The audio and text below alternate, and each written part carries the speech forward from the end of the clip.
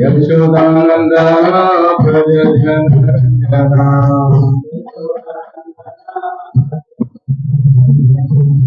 Yashodananda Prajajanjana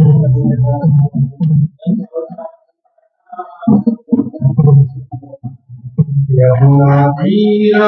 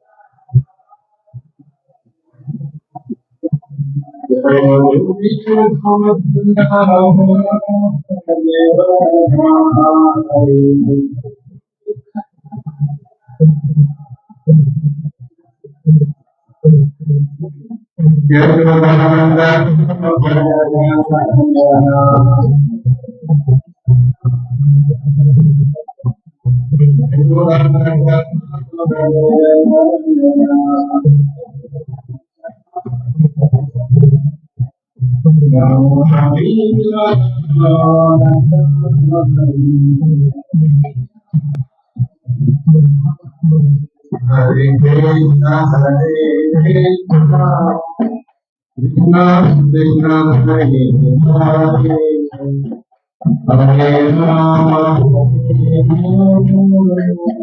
Rama Rama, Hare Hare.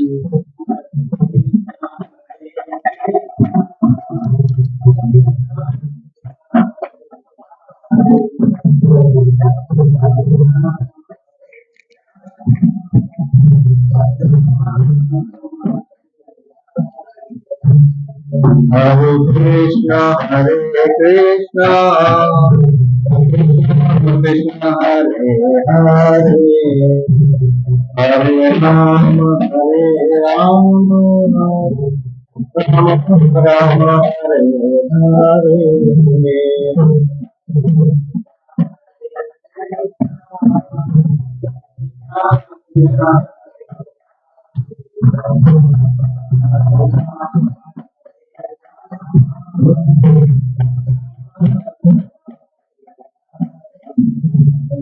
Hare Krishna, Hare Krishna, Krishna Krishna, Hare Hare, Hare Rama, Hare Rama,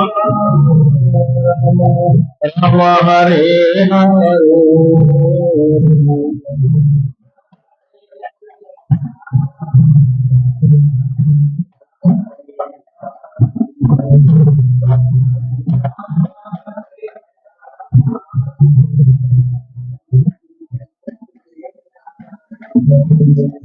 Hare Krishna, Hare Krishna, Krishna Krishna, Hare Hare, Hare Rama, Hare Rama Hare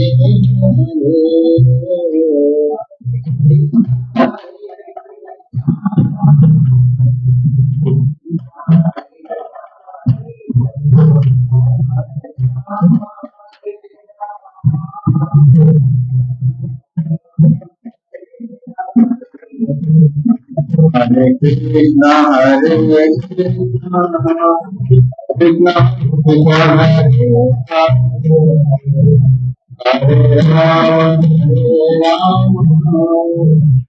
Rama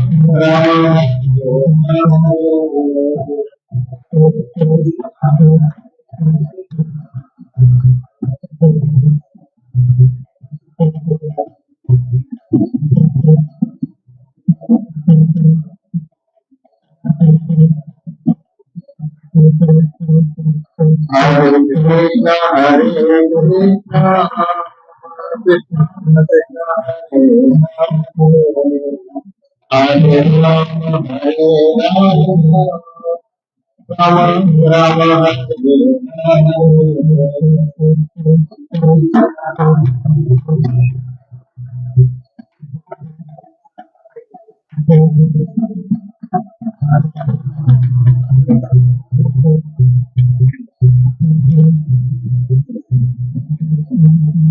Hare Krishna, Hare Krishna, Krishna Krishna, Hare Rama, Hare Rama, Rama Rama,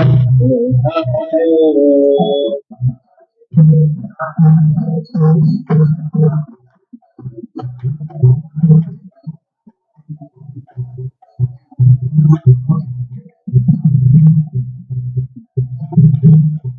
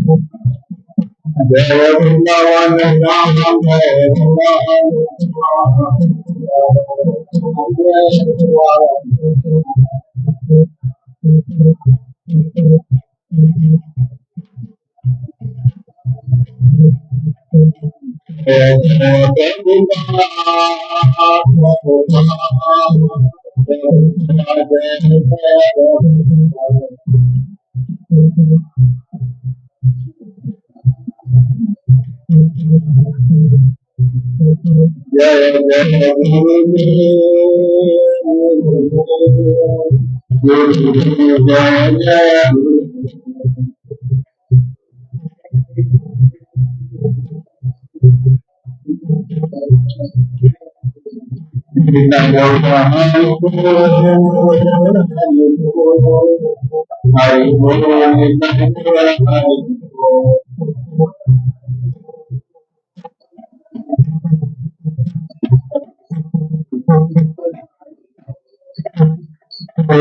महामंत्र की श्रील प्रभुपाद की।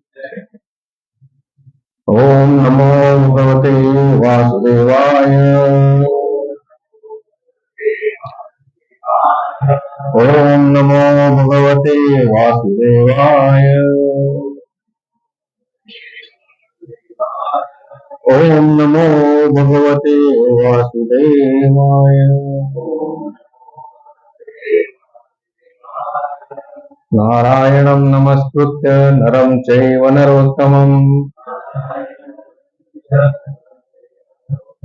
देवीं सरस्वतीं व्यासं ततो जयमुदीरयेत्। नष्टप्रायेषु भद्रेषु नित्यं भागवत सेवया Bhagwati उत्तमश्लोके भक्तिर्भवति नैष्ठिकी। Hare Krishna. First of all, let me thank the entire congregation, HG Krishna Prabhu, our Shiksha Gurus, Vishnu Prakash Prabhu, Vishnu Prabhu, to allow me to discuss here with the entire congregation about the most potential words of Bhagavan Shri Krishna. Though I am not qualified for this, I'm not qualified for this Vyasasana, but since they have given this responsibility, I will try to just repeat the words of our Acharyas and Srila Prabhupada and our Gurujan. Our Acharyas have been so merciful that they have not left one single word explained to us. So they have not kept anything with them. They have actually given us almost every literature, every scripture that has been about Krishna. So we are so fortunate that we have access to such divine literature, and we will just try to read some portion of it and try to understand. And by doing this, I'm just trying to purify myself. And if I commit any mistake, any error, please kindly forgive me. I also welcome all the first-time devotees to the congregation. I hope you will like this session and you will continue to come every weekend. Every Friday we have the same session here at the same time. Hare Krishna. So kindly repeat after me. This is Bhagavad Gita chapter 10, the slok verse number 28. आयुधानामहं वज्रम् धेनूनामस्मि कामधो प्रजनश्चास्मि कन्दर्पः सर्पाणामस्मि Vasuki आयुधानामहं वज्रम् धेनूनामस्मि कामधो प्रजनश्चास्मि कन्दर्पः सर्पाणामस्मि वासुकिः आयुधानामहं वज्रम् धेनूनामस्मि कामधो प्रजनश्चास्मि कन्दर्पः सर्पाणामस्मि वासुकिः. Prabhuji. आयुधानामहं वज्रम्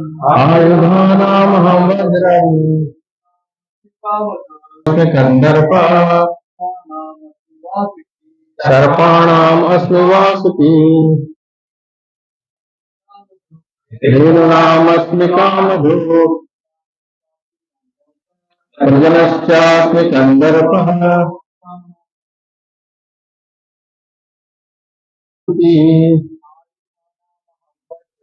आयुधानामहं वज्रम् धेनूनामस्मि कामधो प्रजनश्चास्मि कन्दर्पः सर्पाणामस्मि वासुकिः आयुधानामहं वज्रम् धेनूनामस्मि कामधो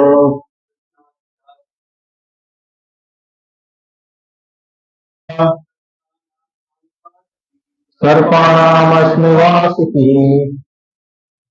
माताजी. धेनूनामस्मि कामधो प्रजनश्चास्मि कन्दर्पः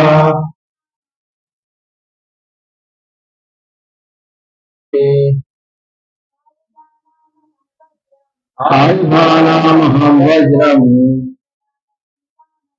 धेनूनामस्मि कामधो वज्रश्चास्मि कन्दर्पः सर्पाणाम् अस्मि Vasuki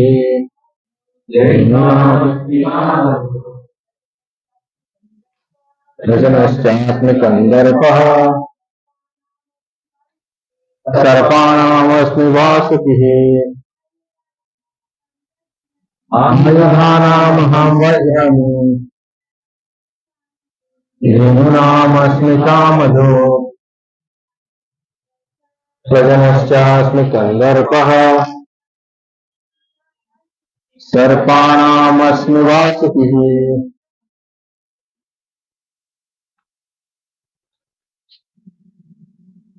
Word by word meanings, translation and purport by His Divine Grace Srila Prabhupada. Srila Prabhupada ki jai. Ayudhanam, of all weapons. Aham, I am. Vajram, the thunderbolt. Dhenunam, of cows. Asmi, cha, and Asmi, I am.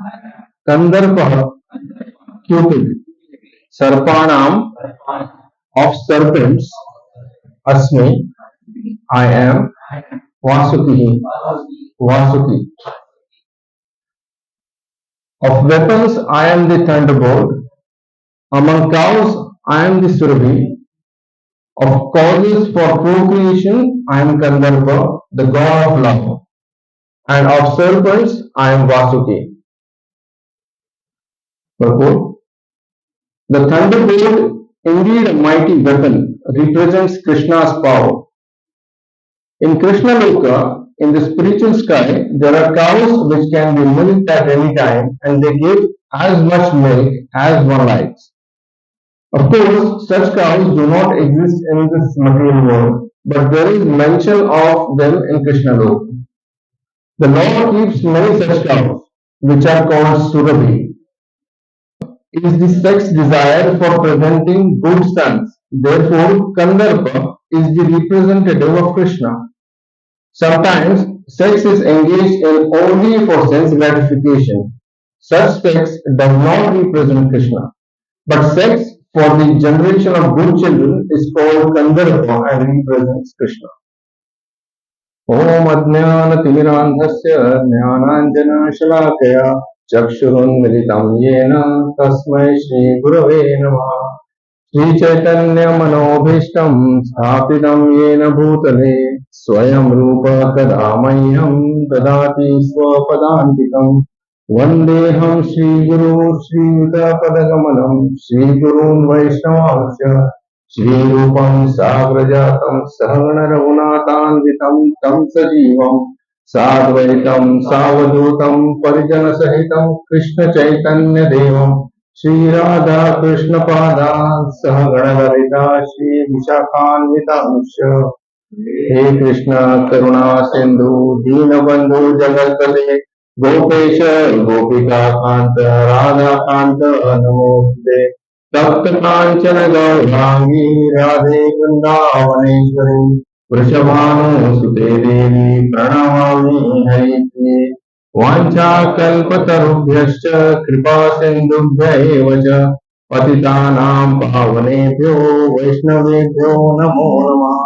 Namo Om Vishnupadaya Krishna Prishtaya Bhutale Srimate Bhakti Vedanta Swami Niti Namine Namaste Saraswati Deve Gauravani Pracharini Nirvishesha Shunyavadi Paschatya Deshatarine Jai Shri Krishna Chaitanya Prabhu Nityananda Shri Advaita Gadadhara Shivasadi Gaura Bhaktavinda Hare Krishna Krishna Krishna Hare Hare Hare Rama Rama Rama Hare Hare Mukam karoti vachalam pangum langate yatkrupatamaham vande paramananda madhavam.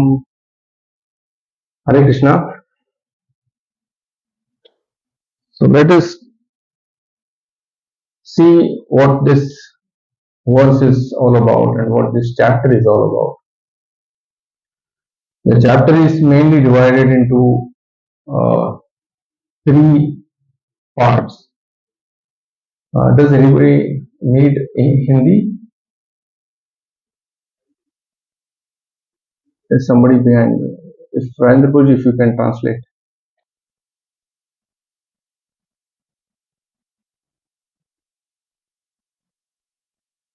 Life by Swam Bhavan Keshav Maharaj. He has kind of given acronyms to every chapter of Bhagavad Gita. The chapter 10, the acronym is SEE. Very old rule. So 82 opulences Krishna is going to talk about in this chapter. Some of which we have already seen in the past weeks, and this week we are Krishna is source of everything, is what he is telling us in the first 7 shlokas.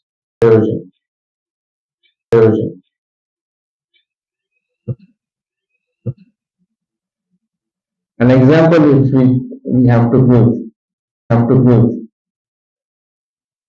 a relationship with a school that is called Sambandha. And then we study, we do all the Abhidheya, that is the process. And at the end of the session, we pass an examination, we get a certificate. Correct? So that is the provision, that is the ultimate objective. So the same thing applies for Bhakti of Krishna's devotional service. We establish the Sambandha with Krishna and we then do our sadhana, which is everything. And the ultimate goal is to get pure love for Krishna. That's our provision. So that is what is spoken about in these 4 shlokas called the Chatushloki Gita. And that is the first E of the 10th chapter. And the second E is Krishna is everywhere. In these 82 opulences, which are just a fraction of his progress, of Krishna's immense opulences, these 82 are just examples. This is just a sample. Krishna himself says, I am just going to give you the most prominent ones. So these are the most prominent ones, and these 82 opulences tell us that Krishna is everywhere. He is in everything.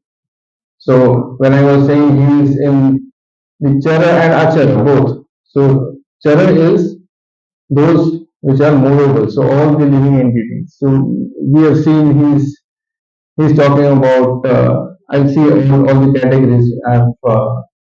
I last time also presented. I want that particular category is known to you again. So he is everywhere. He is in everything, and that is the second E. So the acronym SEE is for the 10th chapter. This is what we were talking about. 19 to 42. These are the verses where Krishna is talking about all the opulences, all the 82 opulences.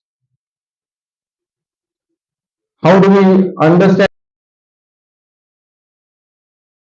Explaining it in a particular format, and we have to understand every opulence in that particular format. So, for easy understanding, they are presented in broad categories. Okay, and every opulence, Krishna gives the name of the most powerful or category, and Krishna says, I am that. For example, out of all the suns, or out of all the luminaries, Krishna says, I am the sun. So this is an example. Out of all these stars, I am the moon. So the moon is the chief. So that is how we understand all these 82 opulences, the way Krishna wants us to understand. So these are the categories in which Krishna has given all the opulences. There are about 9 categories broadly done by uh, one of the disciples of His Holiness Sri Radhanath Swami Maharaj. So these are the categories. So Krishna talks about what is he from the demigods. He is who represents him from the sages, from the humans and kings, animals. So in animals, he's talking about Surabhi, for example, which we are going to see today. Laws in crime, qualities, which what quality is he? Nature. In the nature, we saw sun and moon. He's talking about sun and moon as his appearances. Philosophical truths and Vedic mantras. Krishna is going to talk about all these categories and he is going to say who's the representative in each category in this particular chapter. Now, talking about today's Krishna is mainly broadly talking about the four different opulences. Vajram. So he says that out of all the weapons, I am the Vajram. Out of the cows, I am the Kamadhut. Kamadhut means Surabhi cow. We are going to see one by one their importance and their spiritual connection. In procreation, I am the Kandarpa. Kandarpa is Cupid, Kamadeva. And in the serpents, he is the Vasuki. Vasuki is the chief of all serpents. Right. So thunderbolt, Vajra. Vajra is what? Thunderbolt. It is the weapon of Indra. Indra used it for various battles, and one of the most important battles which we are going to see is Prithasura. Right? He used thunderbolt, the Vajra, in that battle to kill Prithasura. So by identifying himself, we are talking about Krishna. With Vajra, Krishna is emphasizing his role as the ultimate force behind the powerful weapons. So what is the ultimate force behind a powerful weapon? Is Krishna himself, and uh, that is shown through the weapon Vajra. It is also called the tool of dharma because Vajra is used by Indra to establish dharma in the war battle against asuras. Right. So Vajra is a tool or a weapon for dharma. We aim to destroy evil and uphold righteousness. So that is the protection of dharma. The aspect reminds us that true power is not arbitrary but aligned with divine force purpose. So power should only be used for divine reasons. Power should not be used for personal benefits. Power should not be used as a weapon against the weakened or the poor. Right. So that's the message Krishna is trying to give us here. So what is Vajra? There is a story in Bhagavatam, there is a story in Purana. Vajra was actually created from the bones of sage Dadiji. And this was in the war against Vrutrasura that uh, Indra was on the verge of losing. And when Indra went to Vishnu, Vishnu suggested him that he use this tool, this weapon called Vajra, and that is the only weapon which can kill Vrutrasura. And this weapon could only be made out of the bones of Dadiji. So Indra approached Dadiji, and Dadiji was a very sacred muni. He was approached for his bones. Now, to get his bones, he has to lay down his life, right? And that is the probably the biggest sacrifice one can give for the victory of righteousness over adharma. So Dadiji, when he was approached, Dadiji conditionally offered his help. The rishi said, to take, I want to go on a pilgrimage. I want to bathe in all the holy rivers.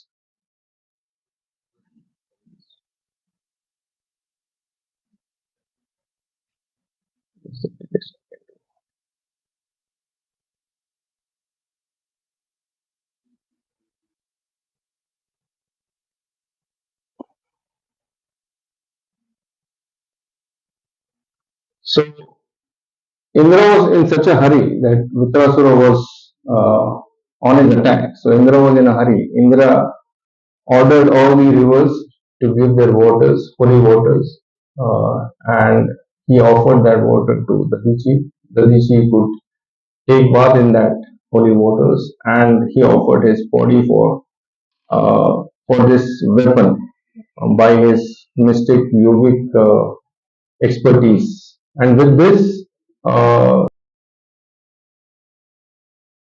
and this Vajra was instrumental in killing Rudrasura.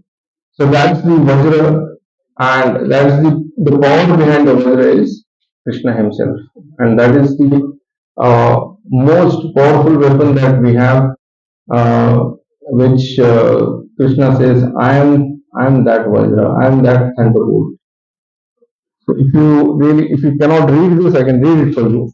In desperation, Indra approached Lord Shiva for help, who took him to Lord Vishnu. Vishnu revealed to Indra that the only way we could kill Vrutrasura was by thunderbolt, made from the bones of sage Dadichi. Indra then beseeched the sage Dadichi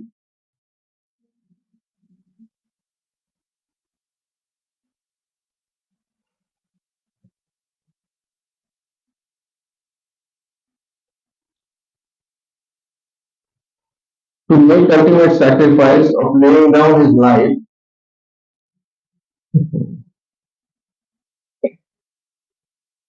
so that his bones could be used for making the Vajra.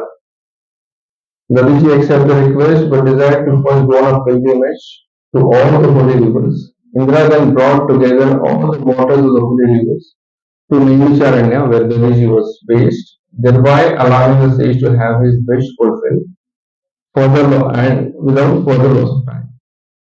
The thunderbolt made from his bone was then used to defeat demon Vrutrasura, allowing Indra to regain his place as the king of celestial abode. So this is how Vajra was instrumental in killing Vrutrasura, and then uh, the glorification of Vrutrasura as one of the best devotees of Krishna, and Vrutrasura's prayers are also very famous.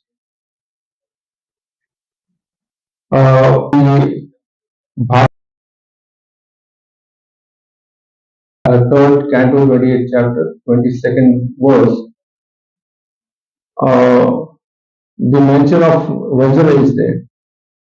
So the blessed Lord Shiva becomes all the more blessed by bearing his head the holy waters of Ganges, which has its source in the water that was the Lord's lotus feet. So Ganga is the Charanamrit of Krishna.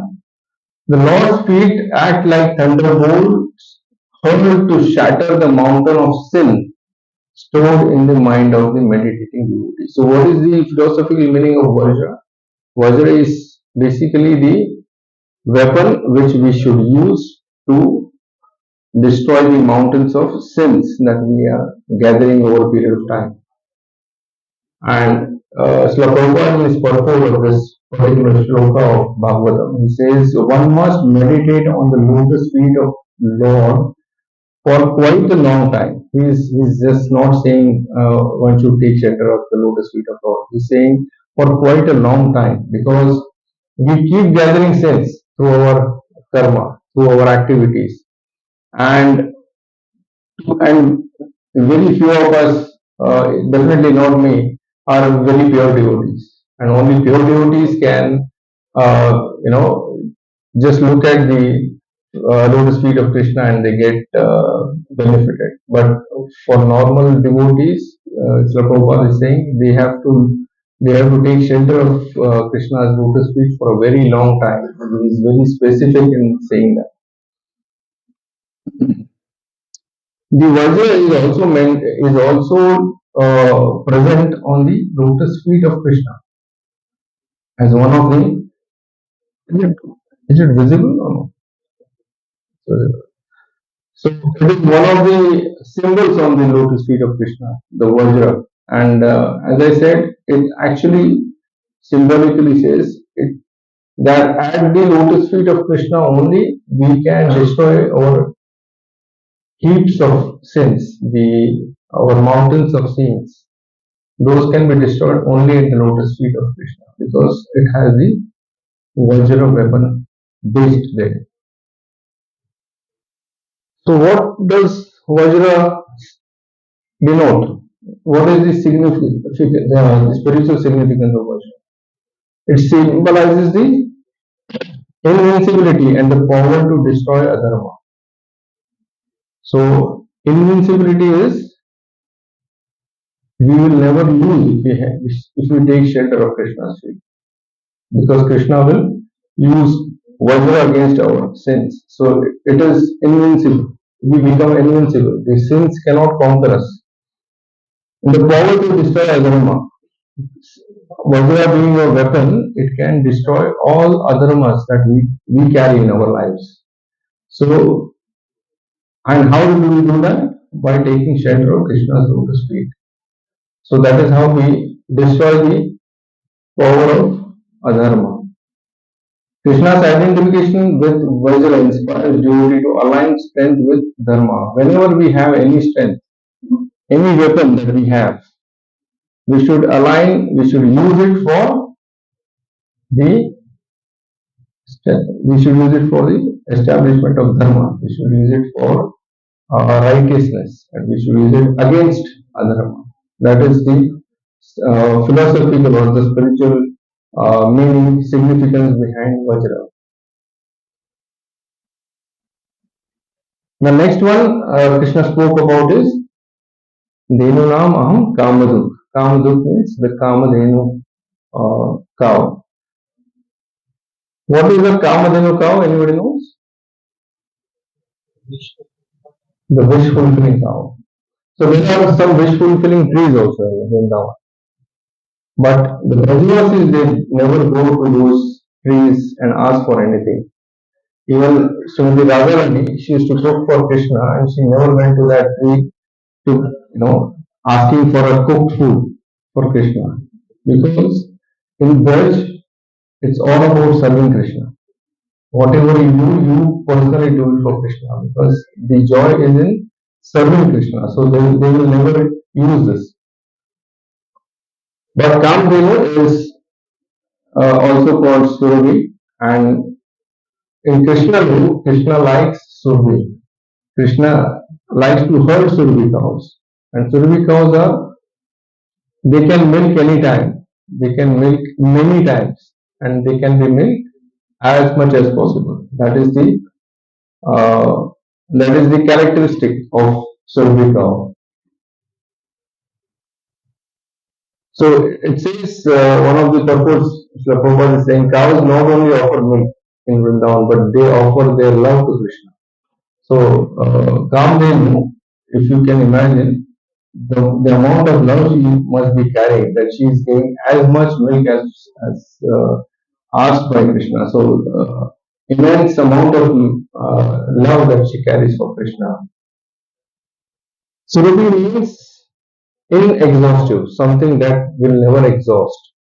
Something is akshay, something that is akshana, something that never ends. That is called surabhi. One you can milk as much as you want, as many times, and these cows are not there in material world. These cows are only in Krishna Lok. They are only owned by Krishna. And what is the significance here? What does this philosophically mean? We'll see that in the next slide. Surabhi is also mentioned in Brahma Samhita. Remember the sloka?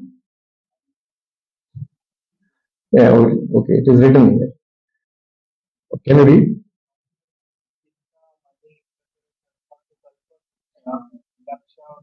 Surabir Abhipalayanta.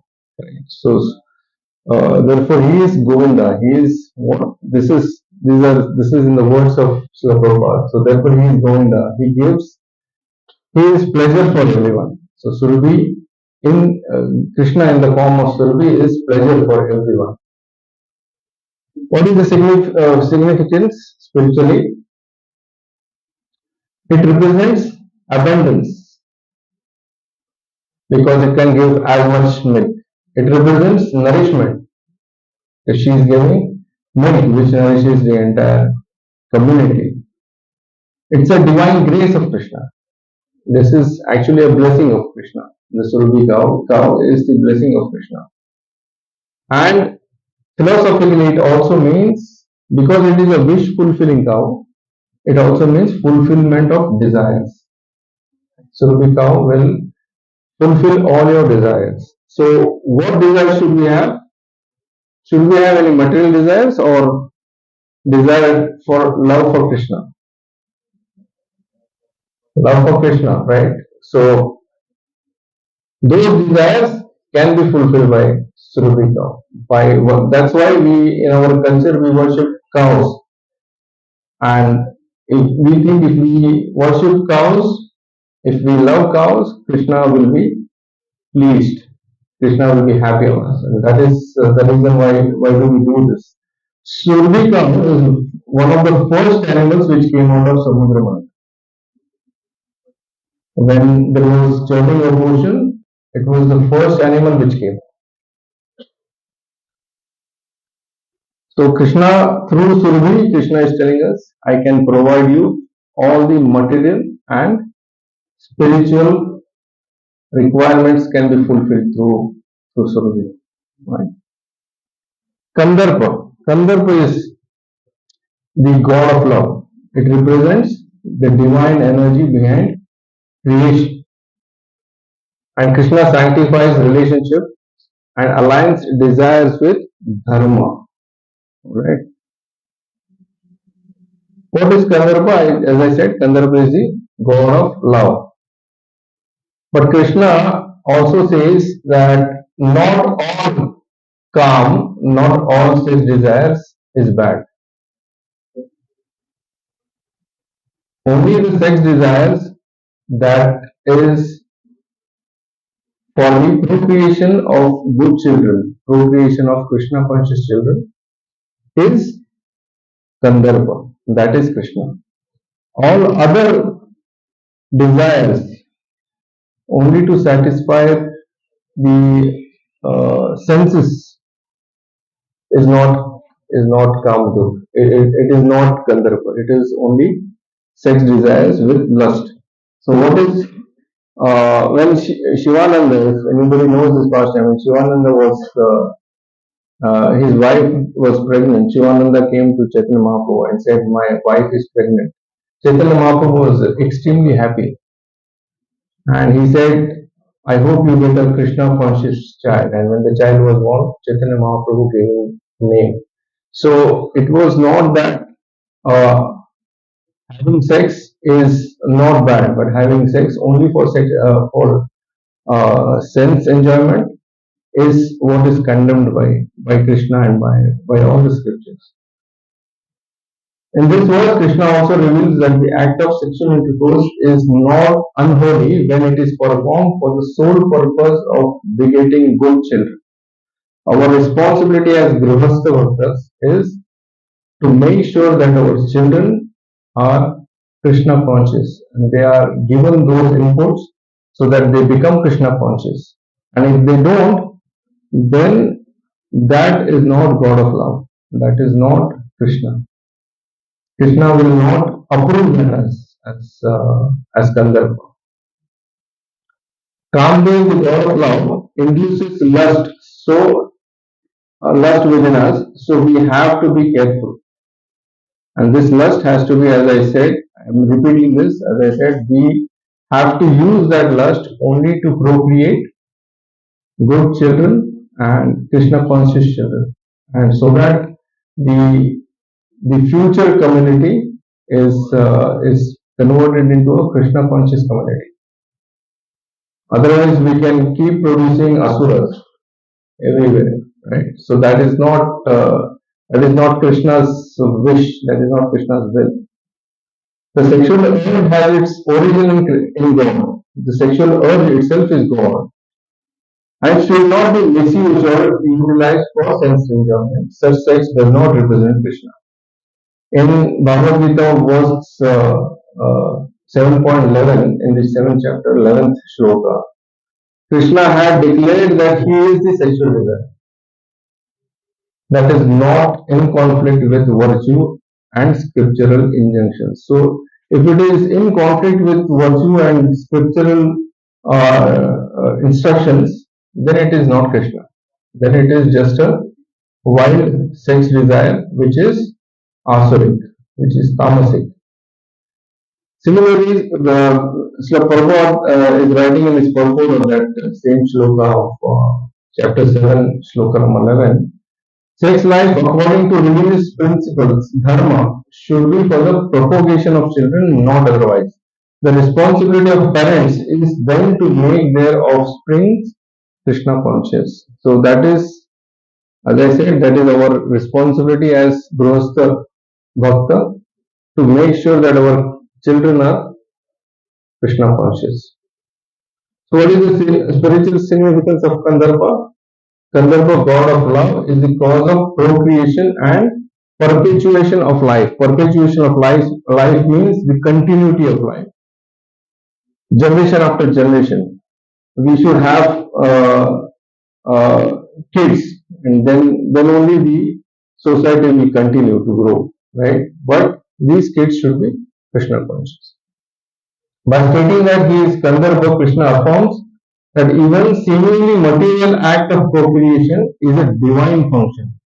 So, act of procreation, act of giving birth to children is not just an act. It is not just a wish. It is not just any kind of sense enjoyment. It's a act of. It's a sacred act. We should look at it as a sacred act. Even a husband and wife, they are indulged in sex, which is not from this point of view, then it is a tamasic act that will have karmic reaction. And it should be out of a dharmic wedding. It should be out of a dharmic marriage. This reference encourages a view of relationships and creation as sacred, urging devotees to transcend lust. So, any kind of lust, as we saw just now, is Krishna. So, if we cannot transcend this lust from this material world to the sacred world, then it is a bad lust. It is not Krishna. Now, finally, Krishna is talking about Vasuki. So, who is Vasuki? He is the king of serpents, and he was used for churning as a churning rope while they did the Samudra Manthan. More of ignorance acted on him because he was a serpent coming from Nagaloka. He was in the mode of ignorance. So when the Samudra Manthan was happening, Vasuki was sleeping because otherwise he will act against the Manthan and it will not go good. So he was sleeping because he was in the mode of ignorance. So who is Vasuki? This is again Srimad Bhagavatam, 5th canto, 24th chapter, 31st. Now our friend will read this shloka. Can you read this shloka? No. Anyways, I'll just read the translation also. So who is Vasuki? Vasuki is basically the king of serpents, and it is so nicely explained. I'll just read the translation. It is little overwhelming, but it is interesting. Beneath Rasatal is another planetary system known as Patala or Nagalok, where there are many demonic serpents. The masters of Nagaloka, such as Shankha, Pulika, Mahashankha, Shweta, Dhananjaya, Dhritarashtra, Shankachuda, Kambala, Ashwatthama, and Devadatta. These are the demon snakes. The chief among them is Vasuki, and that is Krishna. Krishna says, I am that. So, we'll see in the next line why Krishna says this. They are all extremely angry and they have many hoods. This is all explained in the sloka. Some snakes 5 hoods, some 7, some 10, others 100, and others 1,000 hoods. These hoods are bedecked with valuable gems, and the light emanating from these gems illuminates the entire planetary system of Bilaswarga. Bilaswargam means something that is under the ground, in the hole. So that is the Patala Lok. So that is Vasuki for us. And what is the significance of this? What is the greatness of Vasuki? Vasuki offered himself for being used as a rope. That itself says it was his selfless service, because Samudra Manthan being used as a rope is definitely not easy for us. Even if it is a Vasuki, it is not easy. So he offered himself to be used. So the shloka says, Sukadeva Goswami said, O best of Kurus, Maharaj Parishad, the demigods and demons summoned Vasuki. They called him king of the serpents, requesting him to come and promising to give him a share of the nectar. They called Vasuki around Mandara mountain as a churning room, and with great pleasure they endeavored to produce the nectar by churning the ocean of milk. So he was used as a churning rope. So what was his appearance and what was his nature? Again, it is explained in the Srimad Bhagavatam, 8 canto, 7 chapter, 14 sloka. Vasuki had thousands of eyes and mouths. From his mouth he breathed smoke and blazing fire, which affected the demons, headed by Poloma, Kalera, Bali, and Itagala. Then the demons who appeared like sarala trees burned by the forest fire, gradually became powerless. So he also was very instrumental in getting the demons killed during the Samudra Manthan. What is the spiritual significance of Vasuki, being Vasuki? Vasuki, the king of serpents, is revered for his strength and ruled in the churning of the ocean, Samudra Manthan, an act that brought forth nectar and poison. Krishna's identification with Vasuki highlights his presence even in the creatures often associated with fear or danger. So when we say Krishna is all beautiful, Krishna is all powerful, Krishna is the most merciful, we should also remember that in the most deadliest form also Krishna is present. So Krishna is everywhere. The second E of the acronym C, Krishna is everywhere. Even in the most dreadful, most fearful forms, Krishna is present. It teaches devotees to see divine in every aspect of creation. So whatever we see, we all have heard Krishna is in all living entities. So even when we see the smallest, the dirtiest, and some most ugliest insect, we should remember Krishna is there as Paramatma in everything. And somebody like Vasuki, also Krishna is there. So, but it also says when Krishna is there, we need not fear. As even if the creature looks extremely fearful, it is a part of Krishna, so we should not fear. It represents selfless service. As we said, Vasuki offered himself as a churning rope. So it talks about selfless service, even by the most dreadful animal on the earth that time. But it offered selfless service for the benefit of demigods and for the service of Krishna. and divine control in the path of devotional service. Teaches fearlessness and trust in Krishna's protection. So this is what just we discussed.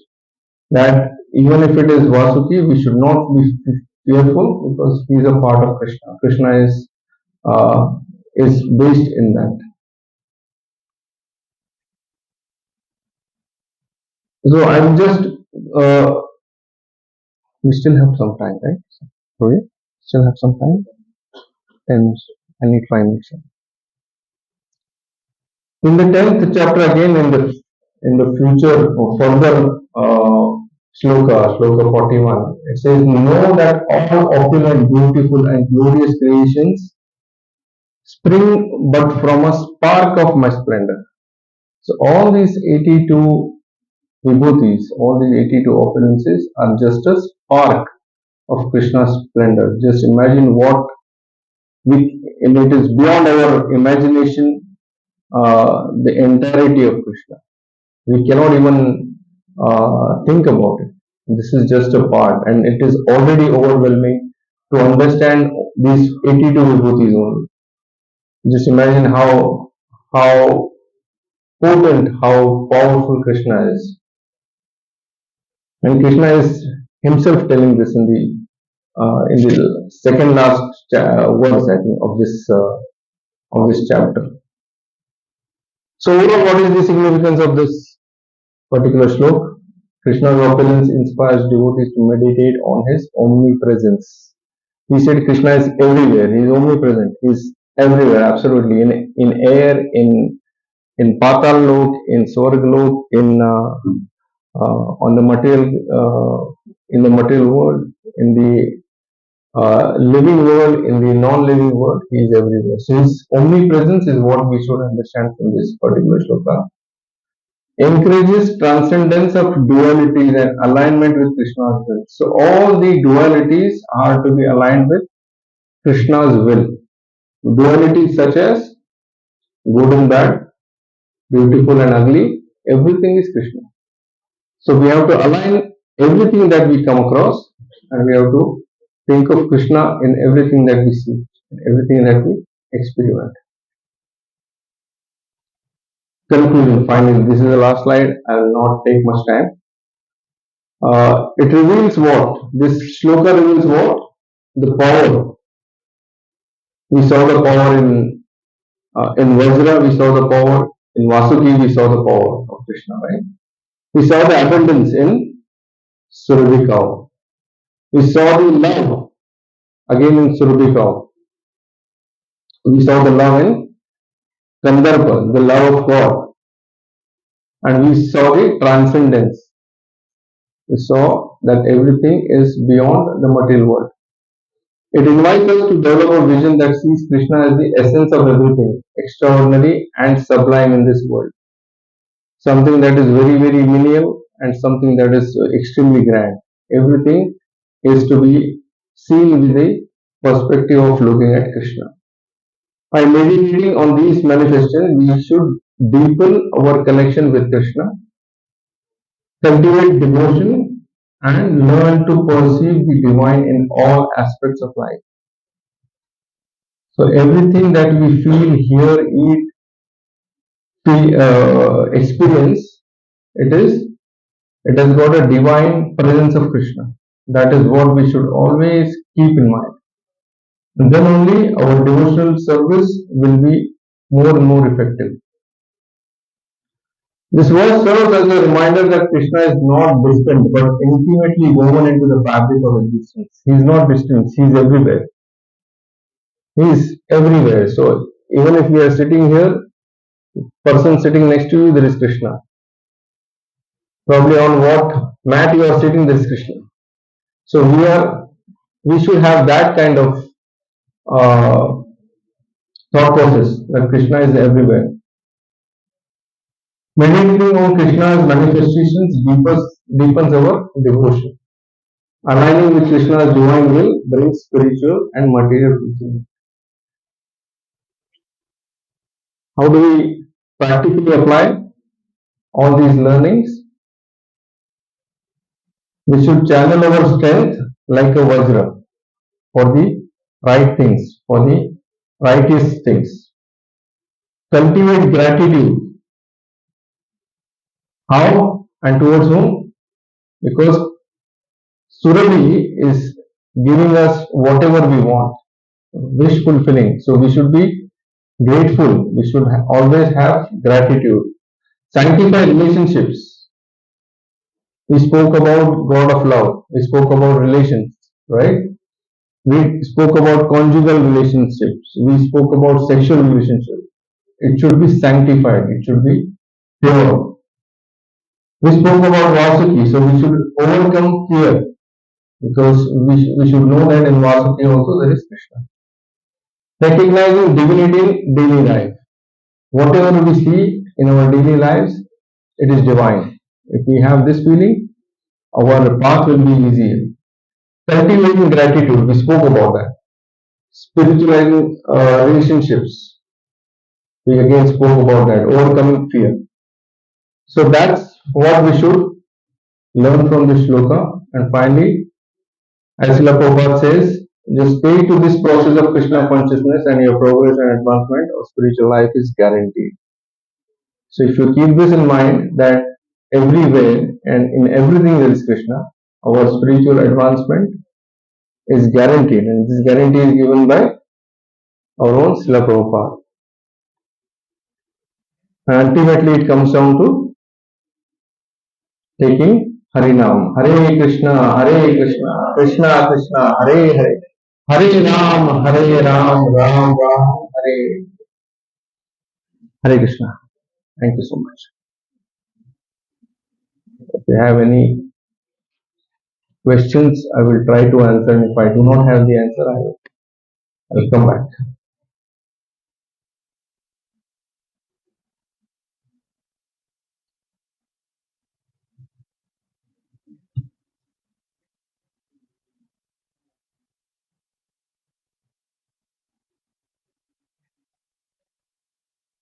Since there are no questions, so either everybody understood everything or everybody understood nothing. So thank you so much for this opportunity. Thank you, Krishna Prabhu and the entire congregation. If I have done or spoken anything wrong, kindly forgive and see you sometime. Have a nice weekend. Hare Krishna. Hare Krishna. Krishna, thank you, Prabhuji. Thank you for enlightening us with a very nice slide. So we'll chant Prabhuji. Take the holy. Hare Krishna.